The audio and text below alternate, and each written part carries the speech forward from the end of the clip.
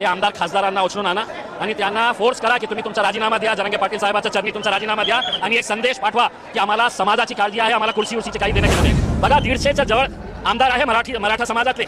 एक 100 दिले ना तर एका दिवसामध्ये देवेंद्र फडणवीस निर्णय घेतील. बघा हे की सुरुवातीपासून पहिल्या दिवसापासून जेव्हा जरांगे पाटील साहेबांनी आंदोलन सुरू केलं होतं त्या दिवसापासून मी माझ्या पार्टीचे अध्यक्ष बॅरिस्टर असदुद्दीन अवैसी यांनी लोकसभेमध्ये आम्ही आवाज उचलली होती की हे जे मागणी आहे जरांगे पाटील साहेबांची हे पूर्ण करायला पाहिजे करके.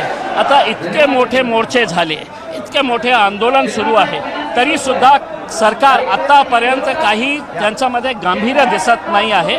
त्याची निंदा आम्ही करतो. लवकरात लवकर याचा तोडगा काढा हेच सांगण्यासाठी आणि जरांगे पाटील साहेबांना हे पुन्हा एक सांगण्यासाठी की मी त्यांचा मोठा फॅन आहे आणि आम्ही त्यांच्यासोबत आहे राहणार. मुंबई पोलीसला हे सांगू इच्छितो की तुम्ही बळजबरी केली, तुम्ही फोर्सफुली हे आंदोलन संपवण्याचा प्रयत्न केला तर आम्ही तुम्हाला स्पष्टपणे सांगतो की जितकी ताकदीने मराठा समाज रस्त्यावर उतरणार तितकीच ताकदीने मुस्लिम समाज ही त्यांचा कांद्याचा कांदा लावून आम्ही त्यांच्या सोबत राहणार.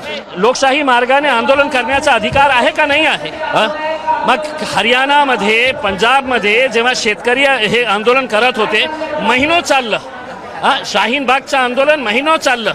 या आंदोलनामुळे सरकारला भीती का वाटतं की 5 दिवसामध्ये ते नोटीस काढता आणि सांगता की घरी जावा करके उसमें करू द्या ना शांतती मार्गाने. लोकशाही आहे, काही हुकुमशाही नाही आहे. करायचं का नाही करायचं? आता जेव्हा आपल्याला काही करायचं नसतं तर कमिटी एस्टॅब्लिश करायची. किती कमिटीज तयार झालेले आहे, कमिटीवर कमिटी हे धंदे सुरू आहे. काहीतरी ठोस याच्या बाबतीत सरकार नाही करत होतं. अपेक्षा हे होती की उच्च न्यायालयाने हे आदेश सरकारला द्यायला पाहिजे होतं की ह्या लोकांची मागणी काय आहे की मागच्या इतक्या वर्षापासून हे लढत आहे, रस्त्यावर इतके मोठे मोठे आंदोलन करत आहे, मग त्यांना का न्याय मिळत नाही आहे, काय अडचण आहे हे हायकोर्टाने हे सांगायला पाहिजे होते. ही आमची अपेक्षा होती. मी स्पष्टपणे सांगतो की हे जे लोक आलेले आहे हे कोण लोक आहे?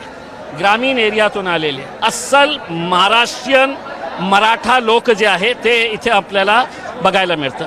हे लोकांनी अनेक आपले समाजातले मोठे मोठे लोकांना विधानसभे आणि लोकसभेमध्ये पाठवलेले आहे.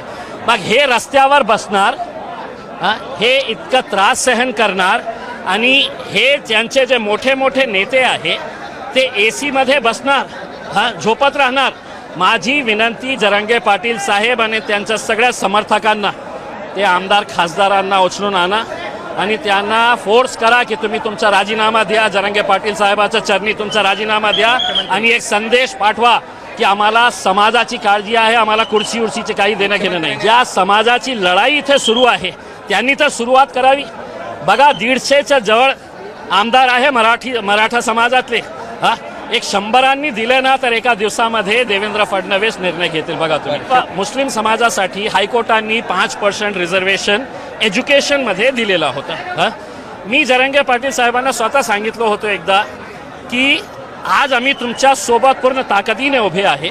तुम्हाला हे मिळाल्यानंतर आमची अपेक्षा हे आहे की जेव्हा आम्ही आमचं जे 5% एज्युकेशनच्या रिझर्वेशनच्या बाबतीत आम्ही लढाई सुरू करणार तितकीच ताकदीने तुम्ही आमचे मोठे भाऊ म्हणून आमच्या सोबत राहणार ही अपेक्षा आहे. मराठा आरक्षणासाठी मनोज जरांगे पाटील यांनी आक्रमक भूमिका घेतलेली आहे. त्यामुळे राज्यात पुन्हा एकदा आरक्षणाचा मुद्दा ऐरणीवर आलेला आहे. मुंबईतील आझाद मैदानावर हजारो समर्थकांच्या उपस्थितीमध्ये जरांगे पाटील उपोषणाला बसलेले आहेत. अशातच MIMचे नेते इम्तियाज जलील यांनी जरांगे पाटील यांची भेट घेतल्यानंतर त्यांनी माध्यमांशी संवाद साधला.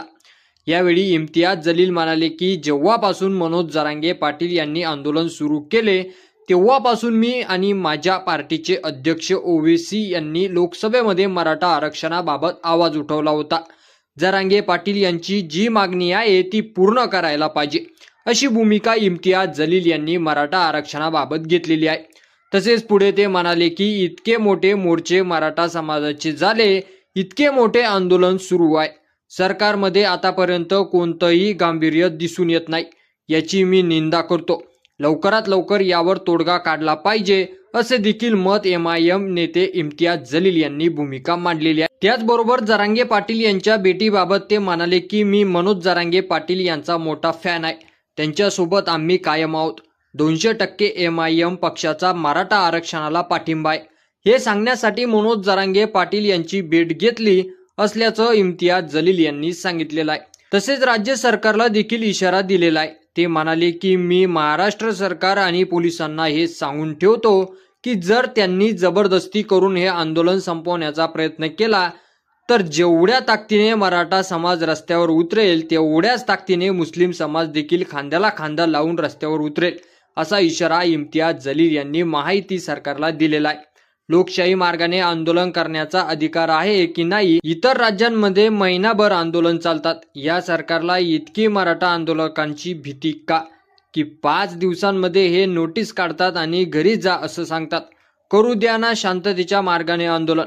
देशात लोकशाही आहे, इथे हुकुमशाही नाही असा आक्रमक पवित्रा इम्तियाज जलील यांनी घेतलेला आहे. तर इम्तियाज जलील यांच्या प्रतिक्रियेवर तुमचं मत आपल्या कमेंट बॉक्समध्ये लिहायला अजिबात विसरू नका आणि असेच नवीन व्हिडिओ पाहत राहण्यासाठी आपल्या मराठी एल्गार या यूट्यूब चॅनलला सबस्क्राईब करा. धन्यवाद.